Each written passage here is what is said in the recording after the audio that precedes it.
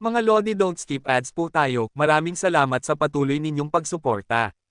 Paki-like and share naman dyan mga Lodi. At sa mga gustong mag-donate sa ating GCash or regular na load, mag-comment lang po tayo. Para patuloy tayong makapag-upload ng mga bagong kabanata. Marami pong salamat. Subaybayan natin ang kwento ng isang kabataang nangarap para sa kanyang mga mahal sa buhay. Mula sa pinakamahina tungo sa pinakamalakas. Alamin natin ang kwento ng kanyang buhay.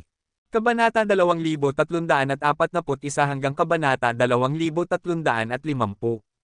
Kabanata 2341. Kuya, huwag mong gawin ito. Gusto ko lang mangolekta ng 2 king essay. Hindi, sa totoo lang. Isa lang sana, pwede ba nating gawin lang iyon? Naramdaman ni Hansen na ang kanyang maesla na mga nerbiyos ay hindi na makatiis pa sa pagpapahirap na ito. Sinusubok nito ang mismong paggana ng kanyang puso. Buti na lang, wala siyang sakit sa puso. Kung meron man, sigurado siyang aatakihin siya sa puso nito. Isang napakalaking bilang ng mga simbolo ng King Essay ang bumabagsak mula sa puno. Mahirap ilarawan. Para silang mga gintong bituin na bumabagsak. Para bang may maraming gintong tadpoles na sumusugod kay Hansen. Kumislap ang kanang mata ni Hansen. Ang 4 na pupil ng Purple Eye Butterfly ay umiikot habang tinitingnan nila ang King Essay sa kalangitan. Hindi ito normal. Hindi maisip ni Hansen na ang puno ng hari ay regular na gumagawa nito. Napakaraming simbolo ng King Essay, at kung lahat sila ay papasok sa kanyang katawan, naisip niya na baka sumabog siya. Hindi mahalaga kung gaano kasarap ang lasa ng abalone, mamamatay ka pa rin kung masyadong marami ang kakainin mo. Sa napakaraming simbolo ng King Essay na bumabagsak mula sa puno, hindi lang ang kanyang tiyan ang sesabog.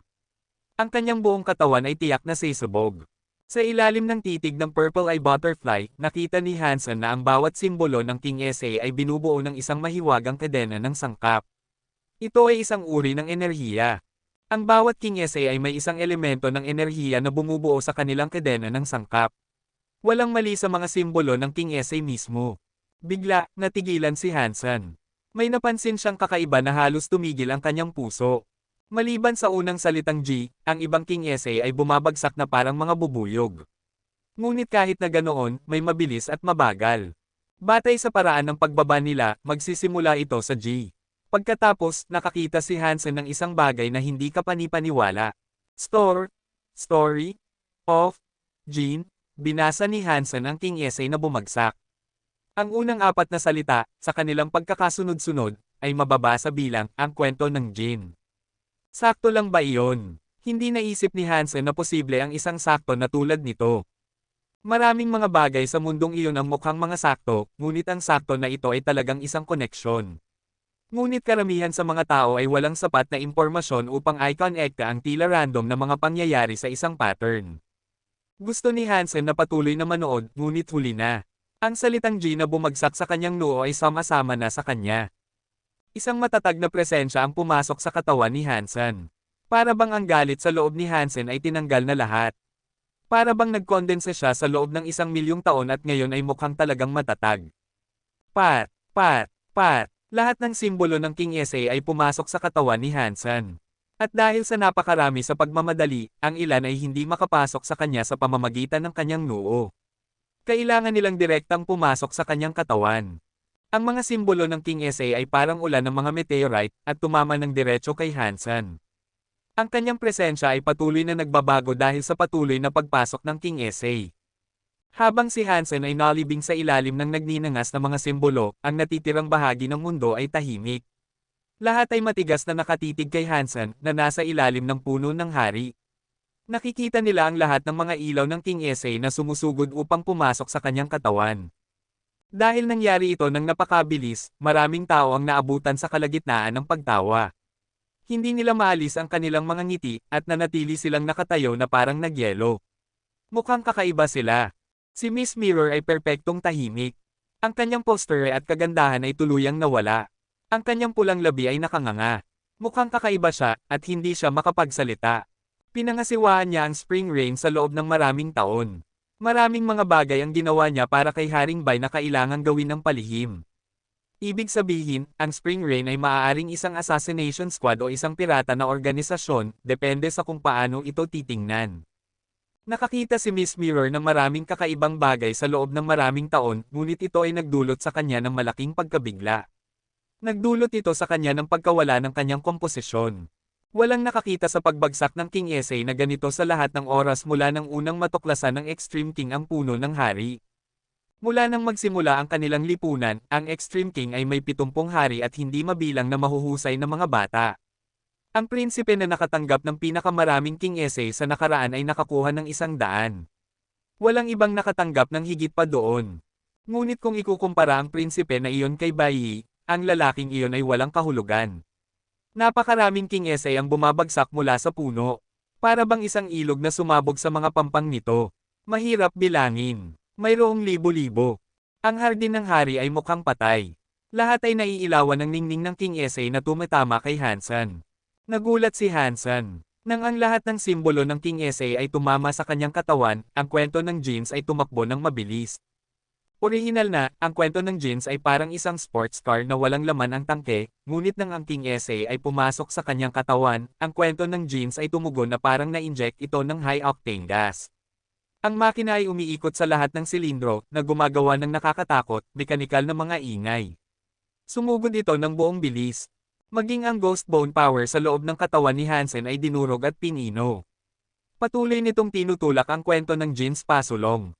Ang pag-unlad ng kwento ng jeans ay dating napakabagal, ngunit ngayon, ito ay lumalaki sa nakakagulat na bilis. Patuloy itong sumisira, patungo sa pinakamalayong punto ng isang duke. Kung ito ay may kaugnayan sa kwento ng jeans, ano ba ang nangyayari? Ganoon na rin ang pagkabigla ni Hansen gaya ng kanyang kaligayahan.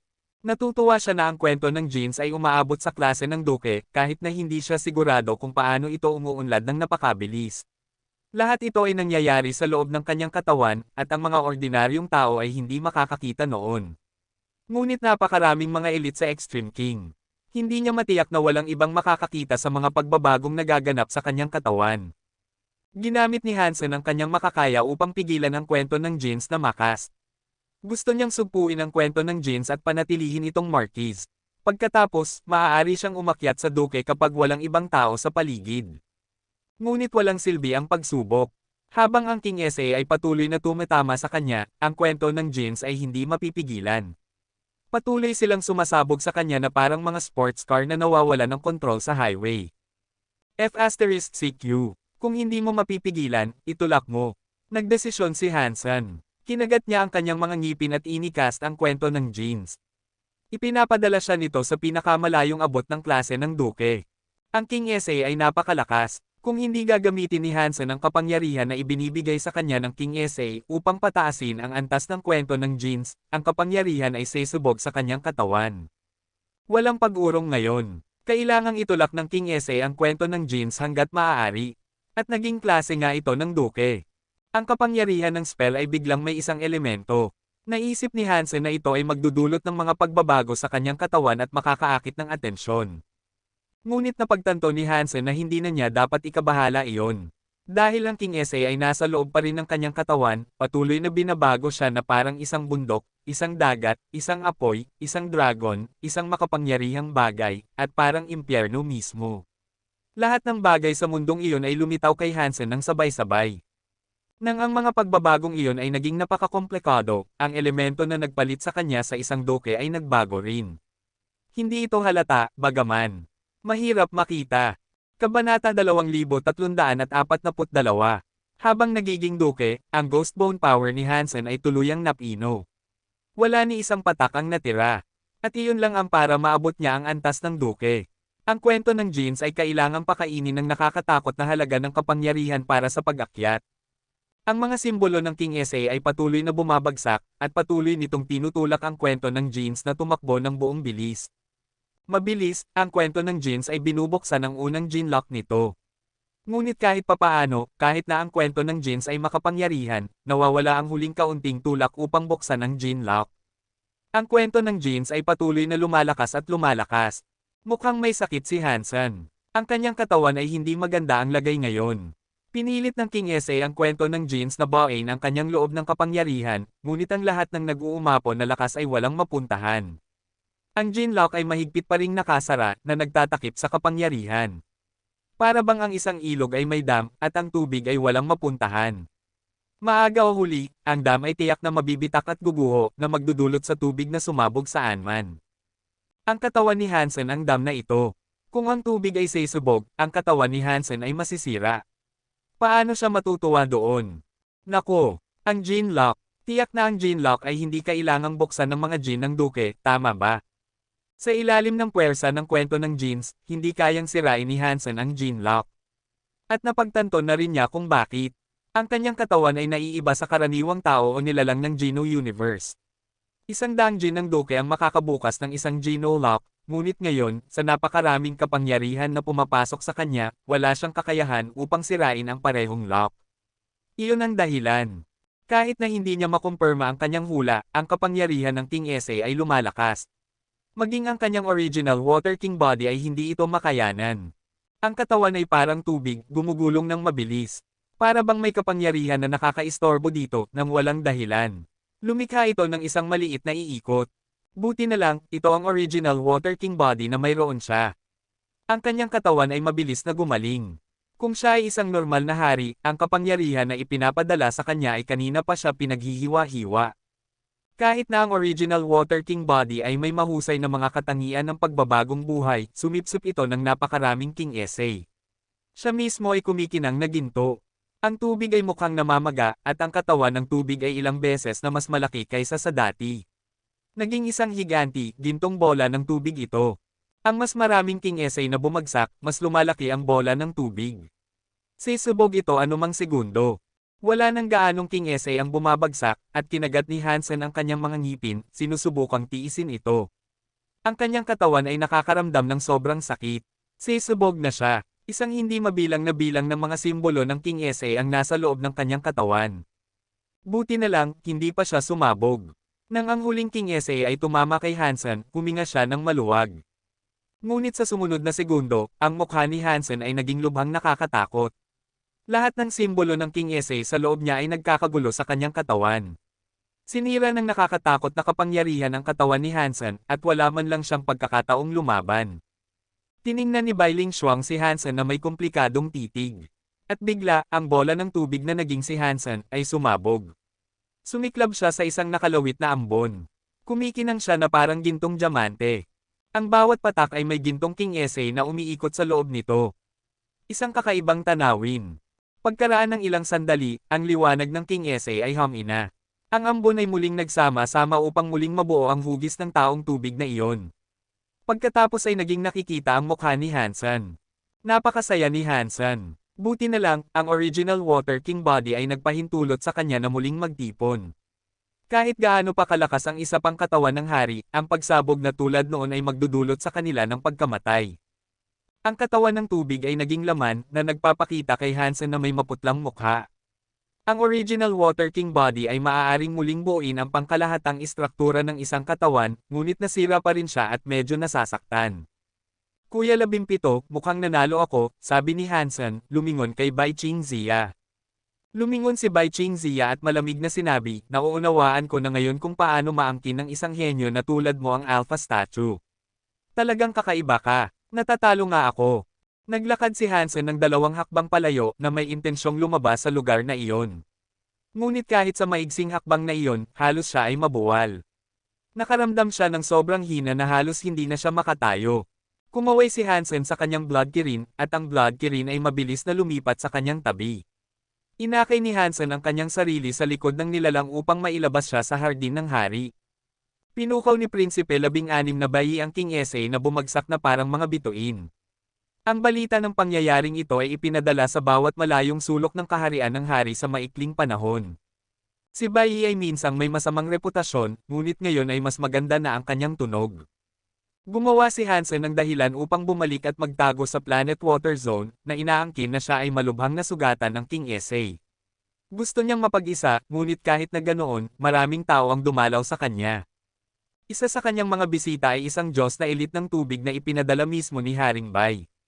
Inaangkin niyang dumating siya roon upang pagalingin si Hansen, ngunit ito ay dahil sa hinala ni Haring Bai kay Hansen.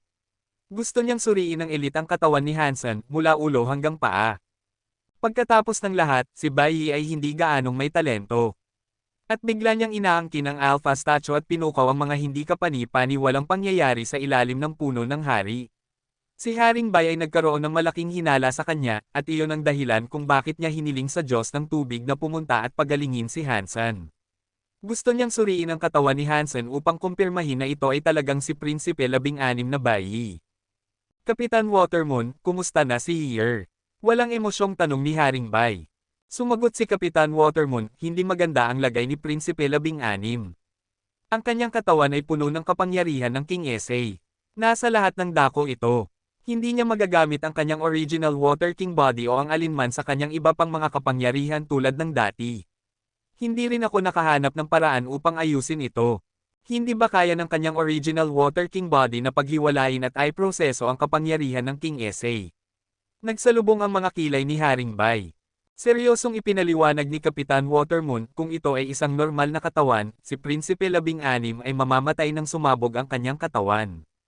Ang kanyang original Water King body ang tanging dahilan kung bakit siya nakaligtas. Ngunit iyon din ang dahilan kung bakit ang kapangyarihan ng King Sa ay sumalakay sa kanyang orihinal na sangkap ng tubig. Magiging imposible na paghiwalayin ang dalawa. Hindi ito magagawa ng isang panlabas na puwersa. Upang linisin ang King Sa sa loob ng tubig, kailangan mong sirain ang tubig. Ibig sabihin din nito ang pagpatay kay Prinsipe 16. Walang ibang paraan. Tanong ni Haring Bai, habang tinitingnan si Kapitan Watermoon.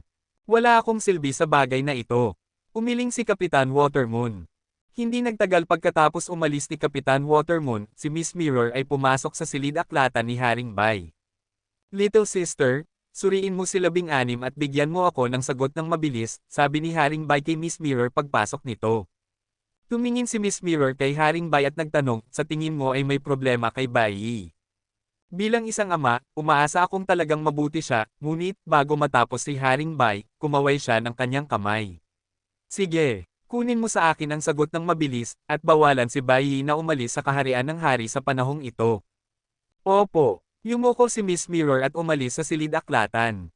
Hansen, bulong ni Miss Mirror pagkatapos niyang umalis sa silid-aklatan. Isang napaka-nakakatakot na ngiti ang dumaan sa kanyang mukha. Kabanata 2343. Masakit ang mga bayag ni Hansen. Patuloy na pinag-uusapan siya ng mga tao at ang King Sa na kanyang nasipsip na para bang siya ay isang banal na nilalang na dumalaw sa kanila. Para bang siya ang prinsipe o kung ano paman. Maging ang mga taong may kaunting interes sa politika ay nadala sa sikat na paksa ng usapan na nabighani sa ideya na ang dating hindi kilalang prinsipe ay biglang naging sikat. Maging si Haring Bai ay biglang nagbibigay sa kanya ng maraming atensyon. Mayroong bawat pagkakataon na siya ay magiging isang mas mataas na figure sa hierarchy, o maging ang bagong prinsipe. Ngunit alam ni Hansen na maraming tao ang nagdududa pa rin sa kanyang pagkakakilanlan. Maraming mga hari ang dumalaw sa kanya. Sinusubukan nilang lahat na subukan si Hansen, lalo na ang mga kakilakilabot na kaibigan na dati ay kasama ni Bai. Gusto nilang balatan siya at tingnan ang mga buto ni Bai. Ginamit ni Hansen ang dahilan ng pangangailangang gumaling upang harangan ang mga pagpasok ng mga taong iyon. Siyempre, ang katawan ni Hansen ay may problema rin. Ang mga simbolo ng King Sa ay nakahalo na sa kanyang mga selula, at ginawa nitong mas malakas ang kanyang katawan kaysa sa kanyang aktwal na presensya. Para siyang bakal na tabla, at mahirap para sa kanya na paikotin ang kanyang enerhiya. Ngunit hindi iyon masyadong malaking problema para kay Hansen. Ang kwento ng jeans ay normal na makas. Hanggat ang kwento ng jeans ay makaka-level up, masisipsip niya ang kapangyarihan ng King Sa upang hindi ito makialam sa alinman sa kanyang ibang mga kapangyarihan na tumatakbo. Ngayon, kulang na lang kay Hansen ang mga gene ng Duke. 100 gene ng Duke ang kinakailangan para sa pagbubukas ng isang gene lock. Ang pagbubukas ng 2 o 3 gene lock ay dapat magpapahintulot sa kanya na sipsipin ang lahat ng King Sa. Nang dumating si Kapitan Watermoon, pinagaling niya ang kanyang mga sugat mula sa pagsabog. Maliban sa hindi paggamit ng mga kapangyarihan, si Hansen ay bumalik sa normal. Ang kanyang katawan ay puno ng King Sa.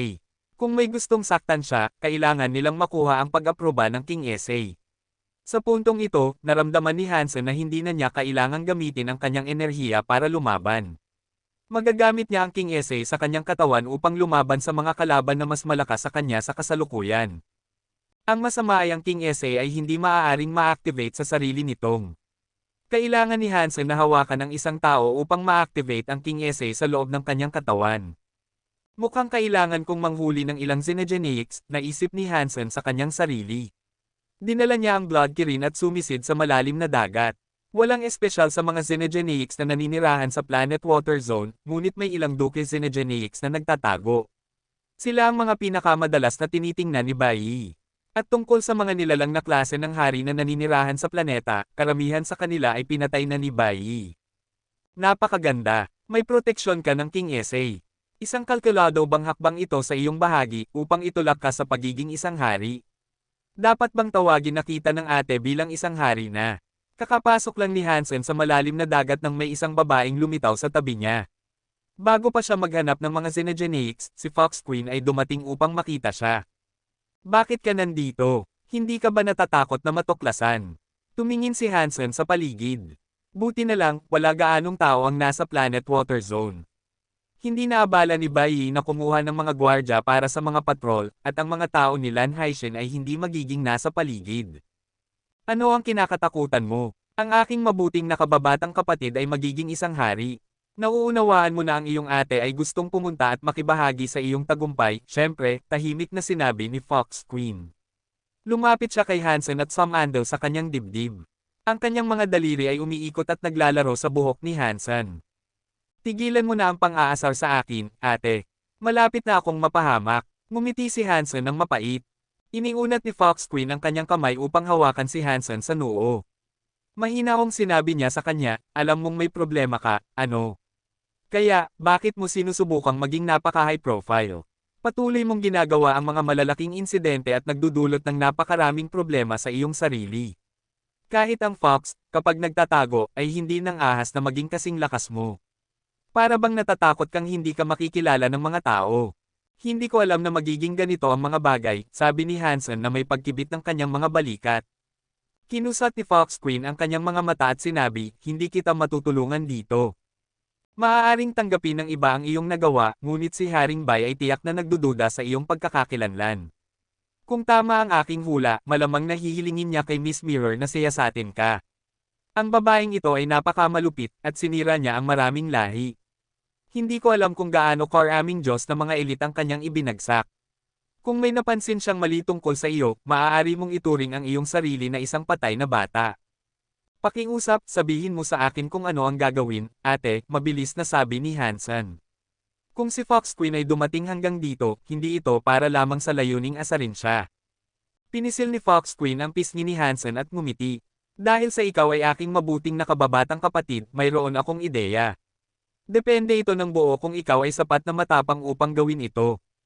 Ano iyon? Hindi gumalaw si Hansen. Bumantong hininga si Fox Queen at sinabi, dahil alam mo ang tungkol kay Cher, hindi ko itatago ang anumang bagay.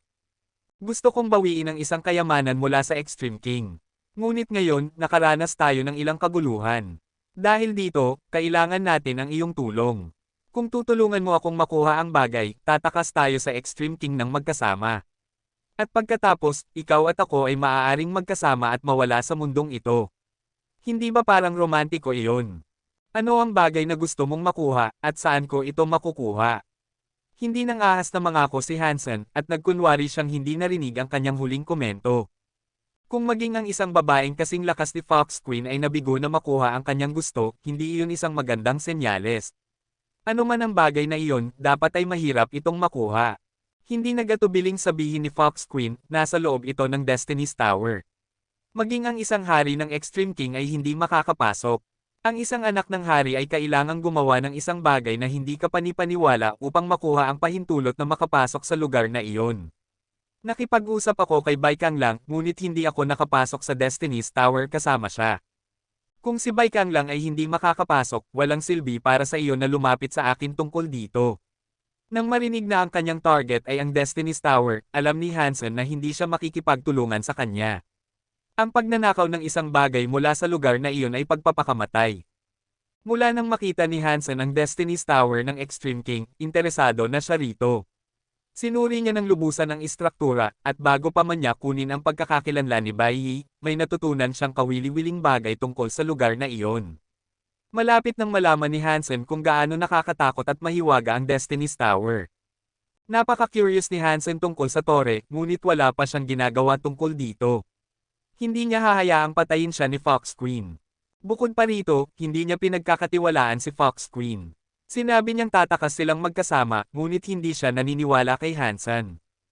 Itinaas ni Fox Queen ang isang daliri at inilagay ito sa mga labi ni Hansen.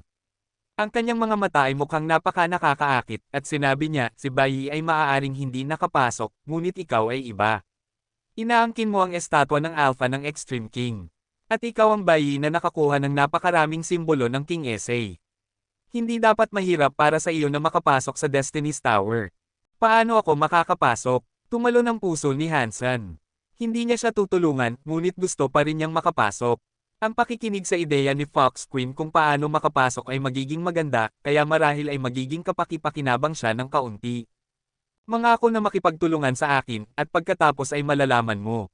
Ang payat na daliri ni Fox Queen ay dumampi sa pisngi ni Hansen. Ngumiti siya. Maaari mong isipin ito, ngunit wala kang gaanong oras. Umaasa ako na sa susunod na bisitahin mo ako, bibigyan mo ako ng isang nakalulugod na sagot. Pagkatapos noon, si Fox Queen ay bumagsak at nawala sa tubig. Kabanata 2344. Sigurado, sasamahan kita para magnakaw ng mga bagay mula sa Destiny's Tower. Kung baliw ako, bulong ni Hansen sa kanyang sarili. Wala siyang balak makipagtulungan kay Fox Queen. Sa ngayon, ang kanyang pagkakakilanlan ay hindi pa nahahayag. Maaari pa rin niyang tanggihan ang anumang paratang na lumitaw, ngunit ang pagnanakaw ng isang bagay mula sa Destiny's Tower ay katulad ng paghingi ng kamatayan. Aking prinsipe, aking prinsipe, plano ni Hansen na manghuli ng ilang Duke Xenogeneics nang marinig niya ang tinig ni Lily. Gusto ko lang pumatay ng mga halimaw para mangolekta ng mga gene ng Xenogeneics. Hindi mo ba ako pwedeng hayaang mapag-isa sandali? Nakaramdam si Hansen ng kalungkutan. Ang tagapaglingkod na siren na si Lily ay humahabol sa kanya, paulit-ulit na tinatawag ang kanyang prinsipe. Si Lily ay isang siren din, ngunit pinalaki siya ng ina ni Bai Yi. Hindi siya kasama ni Lan Haixin. Bilang resulta, siya ang tanging tagapaglingkod na mayroon si Bai Yi. Marahil ay naalala pa rin ni Lily na ang ina ni Bai Yi ay mabuti sa kanya, at iyon ang dahilan kung bakit niya napagpasyahang sumama kay Bai Yi. Talagang tapat siya sa kanya, at ang kanyang tanging layunin ay ang pagsilbihan siya ng mabuti. Bihira ang ganitong katapatan. Aking prinsipe, mabuti na nandito ka, ang sentence court, ang mga tao ng sentence court ay nandito, sila, sinabi nilang ang Blood Kirin ay sumalungat sa mga alituntunin ng hardin ng hari, lumangoy siya palapit sa kanya, hinihingal habang nagsasalita. Nagsalubong ang mga kilay ni Hansen at sinabi, nasaan sila? Pinatay ng Blood Kirin ang gwardya ni Prinsipe Swordstar sa hardin ng hari. Alam ni Hansen na ang insidenteng iyon ay babalik upang kagatin siya. Hindi niya lang inaasahan na ang pagbabago ay nangyari ng napakabilis. Nasa Ocean Hall sila. Binabati sila ng prinsesa ngayon. Gusto kanyang bumalik upang makapagbigay ka sa kanila ng paliwanag, sabi ni Lily. Sige, pupunta ako at kakausapin sila. Kailangang isuko ni Hansen ang kanyang mga plano para sa Pangangaso ngayon. Sinundan niya si Lily pabalik sa Underwater Town. Si Lan Haixin ay nakaupo sa palasyo, walang ekspresyon ang kanyang mukha. Hindi siya maganda ang itsura. Si Hansen ay nagtatago sa hardin, at hinawakan niya ang lahat ng mga maharlika na dumalaw. Kung hindi niya kailangan si Hansen upang buksan ang Siren Relic, hindi niya siya papansinin. Ngunit ngayon, ang mga tao mula sa Sentence Court ay dumalaw. Hindi ito isang bagay na kaya niyang hawakan ng mag-isa, kaya kailangan niyang hayaang harapin ni Hansen ang mga bagay na ito ng mag-isa. Hindi alam ni Lan Haixin kung paano nakuha ni Bai Yi ang proteksyon ng King SA, ngunit alam niya kung gaano kadali siyang makagawa ng gulo. Napakahirap para sa akin na makakuha ng isang half-deified guard, at nagdulot ito ng napakaraming problema. Ang pagpatay sa hardin ng hari ay nagdulot sa Sentence Court na kumatok sa ating pintuan. Walang paraan na papayagan siyang panatilihin ang Blood Kirin, naisip ni Haixin sa kanyang sarili. Sino ang naghahanap sa akin? Dinala ni Hansen ang Blood Kirin kasama niya mula sa labas. Ako si Chunan mula sa Sentence Court, aking prinsipe. Dahan-dahang yumuko ang half-deified elite sa lobby kay Hansen. Ah, si Courtman Chu pala. Bakit mo ako hinahanap? Alam ni Hansen, ngunit nagtanong pa rin siya. Kumaway si Chunan sa isang lalaki sa tabi niya. Iniharap ng tagapaglingkod kay Hansen ang isang dokumento. Sinabi mismo ni Chunan, pasensya na po, aking prinsipe. Pinatay ng iyong Blood Kirin ang gwardya ni Prinsipe Swordstar sa hardin ng hari. Sinabi sa amin ni Prinsipe Swordstar sa Sentence Court. Nandito kami upang arestuhin siya, kaya patawarin mo kami.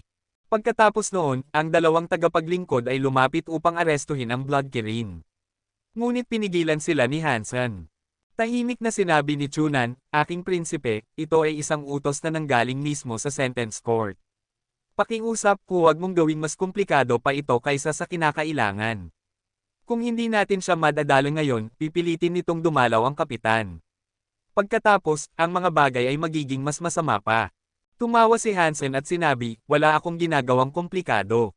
Ang Blood Kirin ay ang aking gwardya, at ako ang nag-utos sa kanya na pumatay sa hardin ng hari. Kaya, ako ang leader na nagdulot nito. Ang krimen ay akin. Sasama ako sa iyo. May mga alituntunin, at kailangan kong hatulan. Ako ay isang prinsipe, kaya dapat kong sundin ang batas. Pagkatapos noon, iniunat ni Hansen ang kanyang mga kamay. Sinabi niya kay Chunan na maaari siyang ikulong upang makaalis na sila. Nagulat si Chunan at ang iba pa. May mga taong namatay na sa hardin ng hari noon, at ang mga prinsipe ang karaniwang responsable, ngunit lagi nilang isinisisi ang mga pagpatay sa kanilang mga gwardya. Ngunit ngayon, ito ay kabaliktaran. Ang prinsipe ang kumuha ng krimen para sa gwardya. Mukhang nagulat sila. Sa ganoong kaso, aking prinsipe, pasensya na po. Hindi na natin kailangang gaposan ka. Pakiusap, sumama ka na lang sa amin. Hindi formal na inaresto ni Chunan si Hansen, ngunit hindi rin niya plano na palayain siya. Ang sentence court ay pinapayagang ikulong ang mga figure ng royalty. Kung gusto ni Hansen na managot sa krimen, hindi siya pipigilan ni Chunan. May mga koneksyon sa pagitan ni Prinsipe Swordstar at ng sentence court. Ang nangyari sa Blood Kirin ay nangangailangan ng paliwanag. Magiging maganda kung si Bai Yi ang talagang gumawa ng krimen dahil mas magiging maayos ang kanyang pakiramdam. Pinanood ni Lan Haishin sina Hansen at ang Blood Kirin na dalhin palayo. Mukhang may sakit siya, at sinabi niya, baliw ba ang lalaking iyon? Pupunta siya sa kulungan kapalit ng isang hanggal na mount. Nawala na niya ang lahat ng kanyang pagmamalaki bilang isang prinsipe. Sinundan ni Hansen si Chunan papunta sa sentence court. Ikinulong siya sa bilangguan doon, at kailangan niyang maghintay para sa paglilitis bago ipadala sa tamang bilangguan. Si Bai Yi ay kukunin ang krimen na kanyang ginawa sa hardin ng hari. Baliw ba siya? Nang marinig ang balitang ito, nagulat si Prinsipe Swordstar. Ngunit pagkatapos, isang malawak na ngiti ang dumaan sa kanyang mukha. Sinabi niya, mabuti iyon. Kung gusto niyang mamatay, hayaan na lang natin siya. Ang pagpatay sa hardin ng hari ay magpapabilanggo sa kanya sa loob ng 100 taon kahit na siya ay isang prinsipe. Ang kapitan ng sentence court na nagpuputol ng fern ay nakarinig ng sinabi ng prinsipe at tumawa. Kung ito ay isang ordinaryong maharlika, bibigyan sila ng parusang kamatayan. Ngunit siya ay isang prinsipe at isang gwardya ang pinatay. Malamang na makukulong siya sa loob ng 12 taon. Mahirap sabihin kung gaano katagal. 10 taon ay mabuti pa rin. Kinusat ni Prinsipe Swordstar ang kanyang mga mata at nagpatuloy sa pagsabi, tama, huwag mong hayaang makatakas ang Blood Kirin. Sa tingin ba niya ay maliligtas niya ang lahat? Sino sa tingin niya siya? Siyempre, ang mga batas ng Extreme King ay patas. Hindi natin sasaktan ang isang mabuting tao. Hindi natin hahayaang makatakas ang isang masamang tao, malamig na sabi ng kapitan ng sentence court. Dinala ni Chunan sina Hansen at ang Blood Kirin sa kulungan. Binuksan niya ang pinto at sinabi, aking prinsipe, pasensya na kailangan mong manirahan dito. Hindi pumasok si Hansen. Tumingin siya kay Chunan at sinabi, Ginoo Chu, pwede ba akong humingi ng pabor sa iyo? Ako, mukhang nag-aalinlangan si Chunan. Wala itong gaanong kahalagahan. Pwede ba siyang makasama ko sa parehong selda? Hinimas ni Hansen ang ulo ng Blood Kirin habang nagsasalita. Okay lang, kakaibang tiningnan ni Chunan si Hansen. Nag-aalinlangan, sinabi niya, aking prinsipe, talaga bang plano mong tanggapin ang responsibilidad para sa krimeng ito? Gusto ko sana, ngunit natatakot ako na hindi ako papayagan ng iba, simpleng sabi ni Hansen. Nalilito si Chunan. Naintindihan niya ang sitwasyon ni Bai Yi. Kahit na gumawa siya ng dalawang bagay na nagulat sa buong Extreme King, hindi iyon magpapatawad sa kanya mula sa krimen. Dahil ang gwardya ay pinatay, si Hansen ay makukulong kung si Prinsipe Swordstar ay hindi magpapakumbaba. Kahit na ang prinsipe ang inakusahan, magkakaroon siya ng gwardya na aamin sa krimen. Kung umamin siya sa krimen tulad ni Hansen, makukulong din siya. Kabanata 2345. Kinandado ni Chunan ang pinto ng selda ni na Hansen at ng Blood Kirin, at paalis na sana siya nang may isa pang lumapit. Si Prinsipe Swordstar iyon. Aking prinsipe, magalang na yumuko sina Chunan at ang kanyang tagapaglingkod. Magandang trabaho, Ginoo Chu, sabi ni Prinsipe Swordstar. Naglakad siya sa harap ng itinayong baysema ng bilangguan. Tiningnan niya si Hansen sa pamamagitan ng baysema at ngumiti. Kuya 16, kumusta ang pakiramdam mo? Ang lugar na ito ay medyo komportable. May libre akong pagkain, libreng upa, at gusto ko ang mga mellow vibes. Hindi ko sigurado kung gusto ko pang umalis, sagot ni Hansen, habang nakahiga sa kama. Tumawa ng may pagbabante si Prinsipe Swordstar. Bai, talagang iniisip mo na walang makahawak sa iyo dahil ikaw ay isang prinsipe. Talagang iniisip mo na kaya mong hugasan ang krimen sa Blood Kirin. Paano kung kaya ko? Patuloy na nakahiga si Hansen nang walang pakialam sa kanyang likod. Medyo matigas ang kama, ngunit para sa isang taong sanay na sa paghihirap, hindi ito isang malaking bagay. Hindi fan si Prinsipe Swordstar sa saloobin ni Hansen. Kinutya niya ito sa pamamagitan ng pagsasabi, Kuya 16, napakawalang muwang at cute mo. Ang sentence court ay hindi isang lugar kung saan magagawa mo ang anumang gusto mo. Ikaw ay isang prinsipe lamang. Sa ating mahabang kasaysayan, maging ang ilang mga prinsipe ay nakakulong na sa bilangguan. Alam ko, may mga batas, at ganito ang dapat na mangyari. Pinanatili ni Hansen ang kanyang posisyon sa kama na kumikilos na parang wala siyang pakialam. Nandoon si Prinsipe Swordstar upang inisin si Hansen sa pamamagitan ng pagpapakita ng kanyang tagumpay, ngunit nakikita ang pag-uugali ni Hansen na ganito, hindi na siya nakaramdam na parang nanalo. Naiinis siya. Ayaw manatili ni Hansen sa bilangguan. Buti na lang, natuklasan niya sa pamamagitan ni Fox Queen na si Miss Mirror ay nasa kalagitnaan ng pagsisiyasat sa kanya. Alam niya na hindi siya magtatagal sa kulungan dahil hindi kayang siyasatin siya ni Miss Mirror kung siya ay bibigyan talaga ng 10 taong sentensya. Hindi alam ni Prinsipe Swordstar na si Miss Mirror ay nagsisiyasat kay Hansen. Habang tinitingnan niya si Hansen, napansin niya ang Blood Kirin. Nagsalubong ang kanyang mga kilay at tinanong si Chunan, Ginoo Chu, ang aking Kuya 16 ay isang maharlika. Hindi ba pwede siyang magkaroon ng selda para sa sarili niya? Okay lang. Masaya ako na ganito, maingat na sabi ni Hansen bago bumalik si Chunan. Pagkatapos ng lahat, siya mismo ang humiling kay Chunan na hayaang makasama niya ang Blood Kirin. Kailangan niyang magsabi ng isang bagay. Sinabi ni Chunan, nasa lock-up lang siya sa ngayon. Ang pagpapanatili sa kanilang dalawa dito ay magpapadali sa mga bagay hanggang sa paglilitis.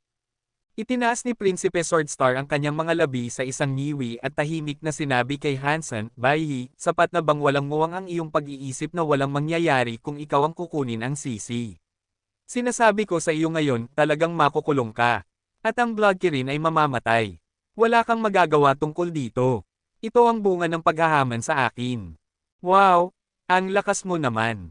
Hinahangaan kita. Nakahiga pa rin si Hansen sa kama, at pumalakpak siya sa pinakawalang pakialam na paraan na posible. Ikaw, sobrang galit ni Prinsipe Swordstar. Sumigaw siya sa manggagawa at sinabi, ilabas ang Blood Kirin.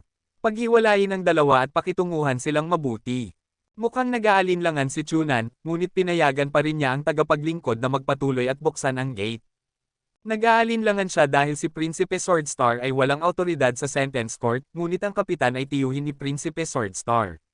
Maaaring maging masama ang mga bagay para sa kanya kung hindi niya pakikinggan ang prinsipe. Mula kailan naging manor ng prinsipe ang sentence court? Ang tinig ng isang makapangyarihang babae ay sumigaw mula sa labas.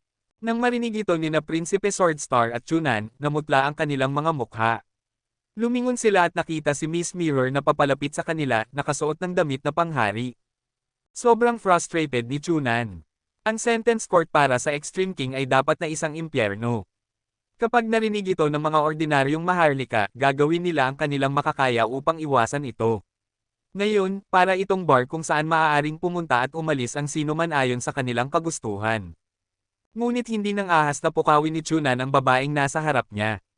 Yumuko siya at sinabi, pagbati, Miss Mirror. Mabilis ding yumuko si Prinsipe Swordstar.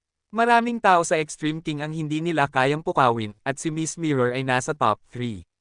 Mas gugustuhin pang inisin ni Prinsipe Swordstar si Haring Bai kaysa dito. Si Prinsipe Swordstar ay anak ni Haring Bai. Kahit nagalit si Haring Bai, wala siyang gagawin sa kanya. Mahirap sabihin kung paano magiging ang mga bagay kay Miss Mirror, bagaman sikat siya sa pagkakaroon ng malalaking mood swings at pagiging napakamalupit. Maraming makapangyarihang tao na may malalaking ambisyon sa Extreme King ang nawasak sa ilalim ng pamamahala ni Miss Mirror. Ginoo Chu, bakit nandito si Prinsipe 16? Tumingin si Miss Mirror sa selda na nagkulong kay Hansen. Tita Prinsesa, sa hardin ng hari, pinayagan ni Kuya 16 ang kanyang gwardya, lumapit sa kanya si Prinsipe Swordstar upang magpaliwanag. Swordstar, ano ang posisyon mo sa sentence court? Tumingin si Miss Mirror ng matigas na mga mata kay Prinsipe Swordstar. Si Prinsipe Swordstar ay tinamaan ng lamig at bigla niyang nakita ang kanyang sarili na hindi makapagsalita. Miss Mirror, mayroong isang investigasyon na nangangailangan ng kooperasyon ni Prinsipe 16. Narinig ni Chunan ang tono ni Miss Mirror at agad niyang nalaman na ito ay masama. Umiwas siya sa pagsasabi sa kanya ng katotohanan. May kailangan din ako kay Bai. Kukunin ko na siya sa akin ngayon, sabi ni Miss Mirror. May isang taong pumasok na at inilabas sina Hansen at ang Blood Kirin mula sa kanilang selda. Miss Mirror? Ito? Naramdaman ni Chuna na parang may dalawang landas siyang pipiliin. Maaari niyang hayaan ito o hindi hayaan ito. Tita Prinsesa, ang pagpatay sa hardin ng hari ay isang mahalagang krimen, mabilis na sabi ni Prinsipe Swordstar. Tumakbo siya sa harap ni Miss Mirror sa kanyang paghihirap. Habang nangyayari ito, tumunog ang telepono ni Chunan. Tiningnan niya ang numero at sinagot ang tawag. Pinatay niya ang kanyang telepono at kinausap si Miss Mirror na pag-usapan na ito ni Miss Mirror sa kapitan. Bakit hindi mo sinabi sa akin ito? Ano ang ginagawa ninyo rito? Umalis. Huwag mong pigilan si Miss Mirror sa pag-asikaso sa kanyang negosyo. Hindi man lang tiningnan ni Miss Mirror si Prinsipe Swordstar. Diretso siyang dumaan sa kanya. Little brother, wala akong oras para panoorin kang maglaro. Kung gusto mong magpakita sa hinaharap, tawagan mo muna ako. Sisiguraduhin kong maglalaan ako ng oras. Naglakad si Hansen sa harap ni Prinsipe Swordstar, kinakausap siya habang inaayos niya ang kanyang mga manggas. Pagkatapos, dinala niya ang Blood Kirin kasama niya habang naglalakad palayo. Ang gago na iyon. Sobrang galit ni Prinsipe Swordstar, mukhang susuka na siya ng apoy. Ang kanyang mukha ay nasa isang kakilakilabot na pagbaluktot. Ano? Hindi mo ba ako pasasalamatan sa pagliligtas sa iyo? Sabi ni Miss Mirror kay Hansen nang makapasok sila sa kotse na kanyang dinala. Tita Prinsesa, sa tingin ko may mga dahilan ka sa trabaho para palayain ako. Kailangan ko pa ring bumalik mamaya. Hindi ko alam kung dapat ko na bang pasalamatan ka, sagot ni Hansen, diretsyong nakatingin kay Miss Mirror habang nagsasalita. Ang mukha ni Miss Mirror ay walang ekspresyon, at ang kanyang titig ay nagyayelo habang tinitingnan niya si Hansen. Hansen, paano mo nagawa iyon? Pumatay ka ng isang prinsipe, at nang ahas kang magpanggap na siya. Talagang hindi mo naiintindihan ang panganib na iyong nararanasan.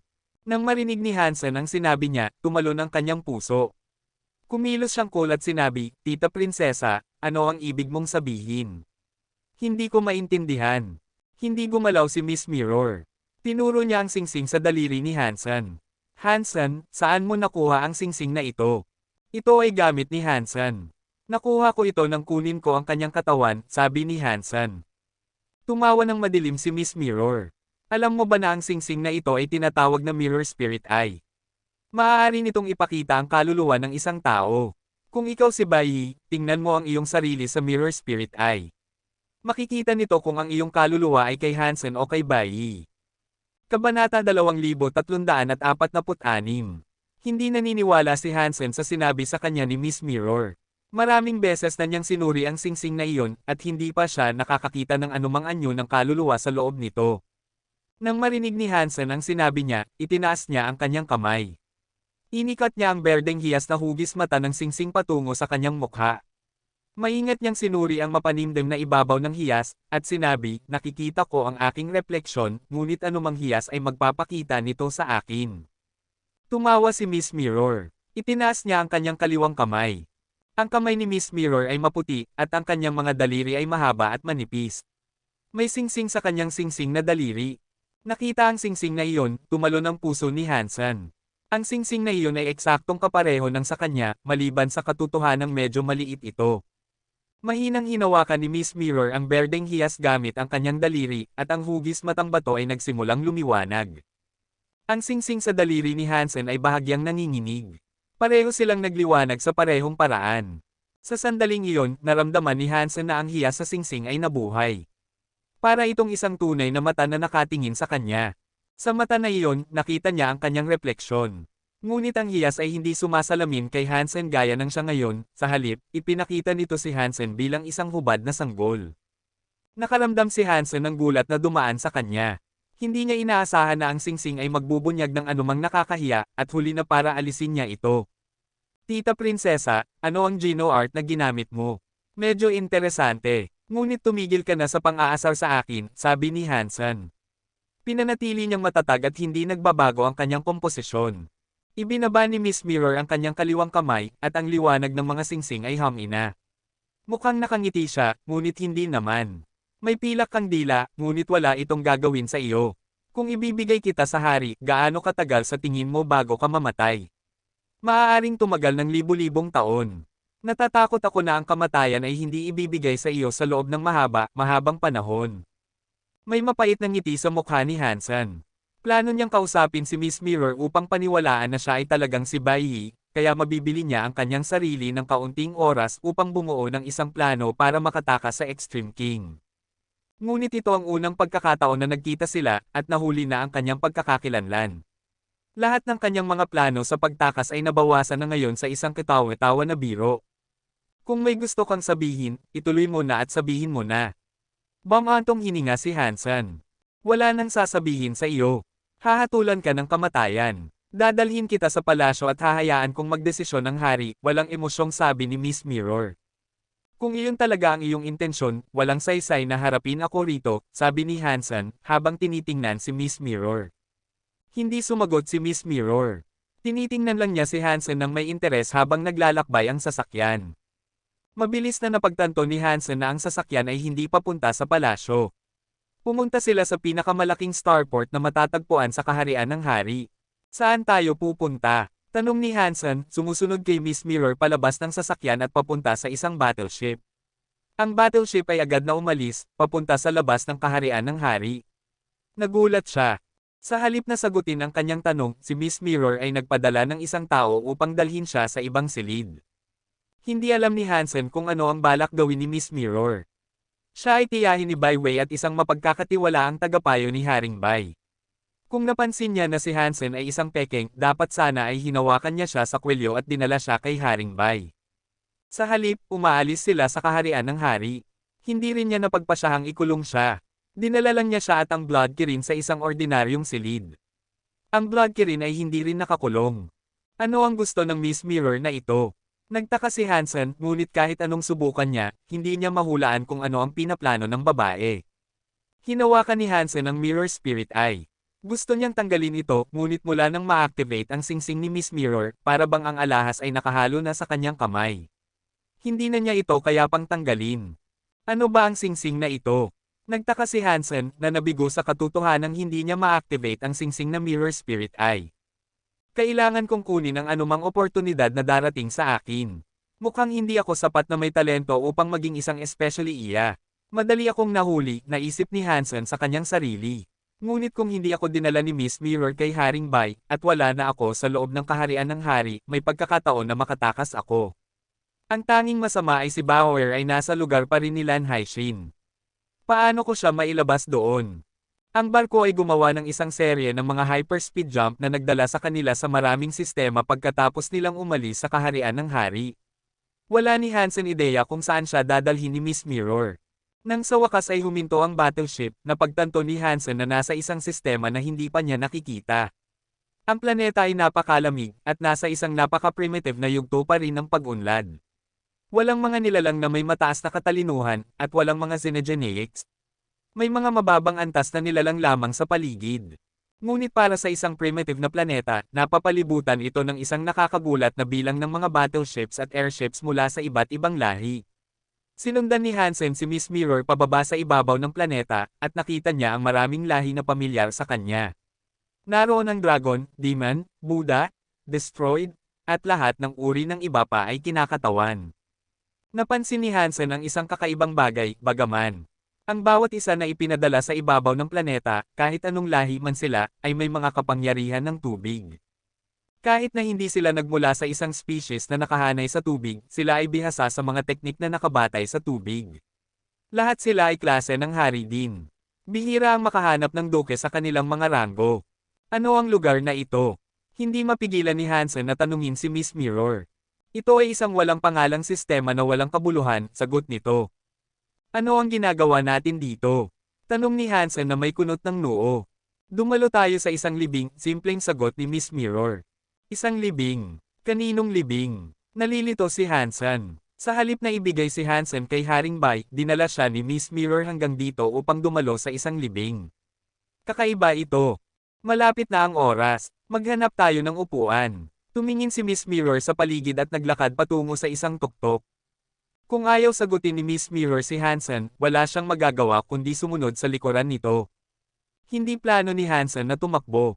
Una, maaaring hindi na siya kailangang tumakas, at kahit na kaya niya, hindi ito ang oras. Si Bauer ay nasa Extreme King pa rin, kaya walang silbi ang pagtakas niya ng mag-isa. Bukod pa rito, ang isang babaeng tulad ni Miss Mirror ay malamang na may mga contingency na nakalagay para sa anumang pagtakas na maaaring subukan ni Hansen. Nakarating sina Hansen at Miss Mirror sa tuktok ng tuktok at isang gwardya ang nagdala sa kanya ng upuan at payong. Para bang siya ay nasa bakasyon. Hindi nakatanggap si Hansen ng parehong magandang pagtrato. Tumayo lang siya sa tabi ng Blood Kirin, sinusubukang makita kung ano ang sinisiyasat ni Miss Mirror. Ang tanging bagay sa harap nila ay isang malaking dagat. Napakatahimik, at walang mga nilalang na nakikita sa kalaliman nito. Walang espesyal na makikita. Kabanata 2347. Hindi ko man lang makita ang isang sementeryo sa malapit.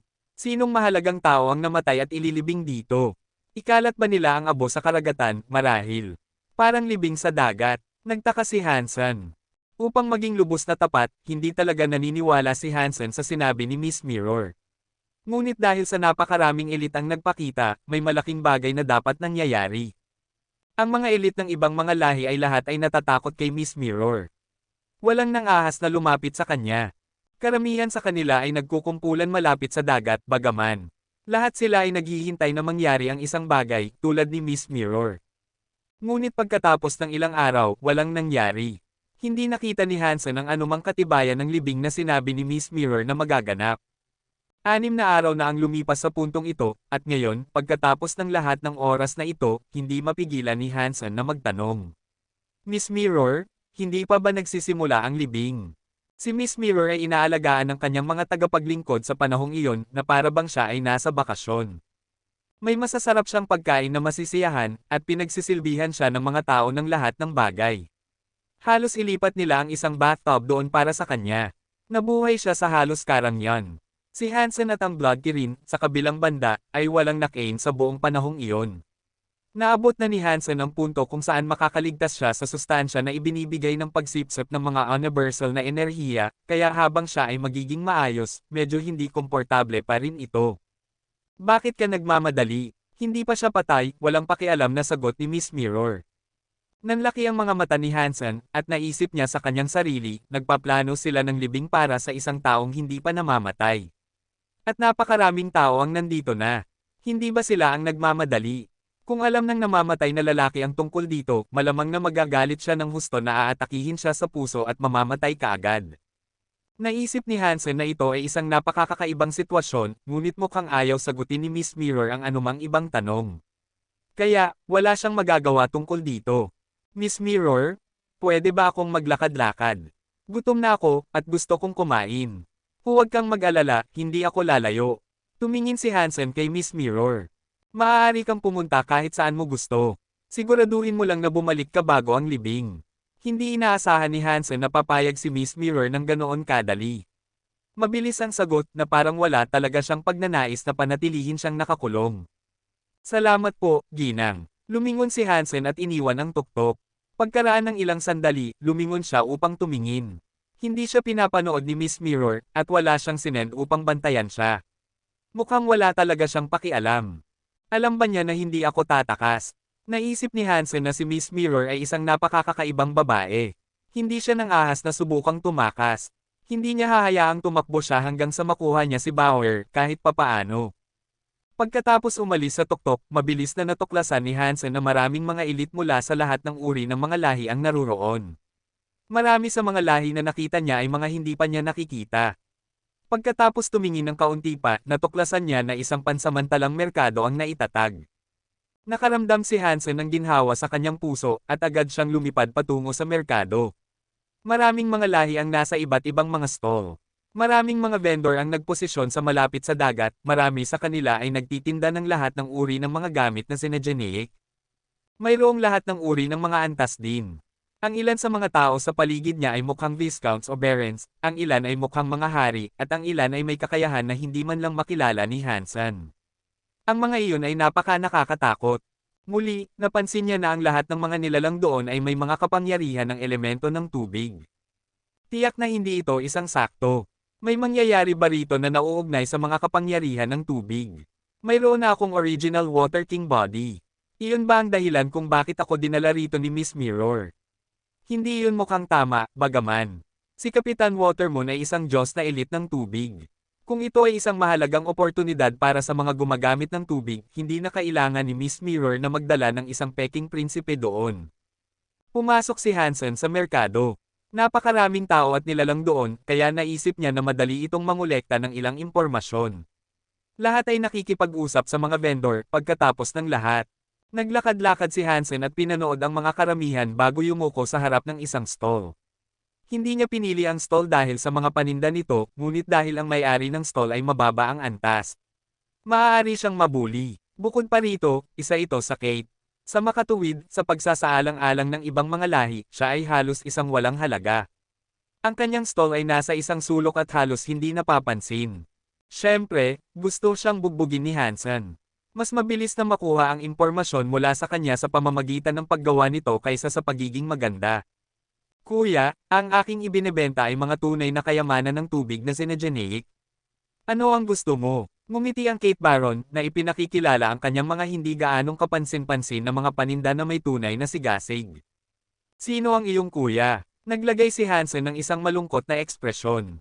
Oh, pasensya na po, Hotman, mabilis na sabi ng Kate Baron. Ganoon nga, tumanggaw si Hansen, ngunit sa loob, naisip niya, hindi, nandito ako para magpanggap na masama. Dapat akong tawaging boss. Ang pagpapanggap na masama ay hindi bagay kay Hansen, kaya isinuko niya ang pagkilos. Kinuha niya ang isang Viscount dagger at itinapat ito sa Baron. Sinabi niya, alam mo ba kung ano ito? Guwapo, pasensya na. Nagtitinda lang kami rito. Nagtitinda lang kami, at hindi kami bumibili. Paano naman doon? Ang taong iyon ay mayaman, tiyak na bibigyan kanya ng mataas na presyo. Ang may-ari ay mukhang medyo malungkot. Sinong nagsabing sinusubukan kong ibenta sa iyo ang isang bagay? Tumingin ka sa akin. Mukha ba akong sapat na mahirap upang ibenta ang aking mga paninda sa isang taong tulad mo? Inihagis ni Hansen ang dagger sa harap ng may-ari at nagsalita na may mayamang tono ng boses. Sagutin mo ang aking mga tanong at ito ay magiging sa iyo. Nandito ka para sa impormasyon. Maaari mo na lang sinabi sa akin iyon ng mas maaga.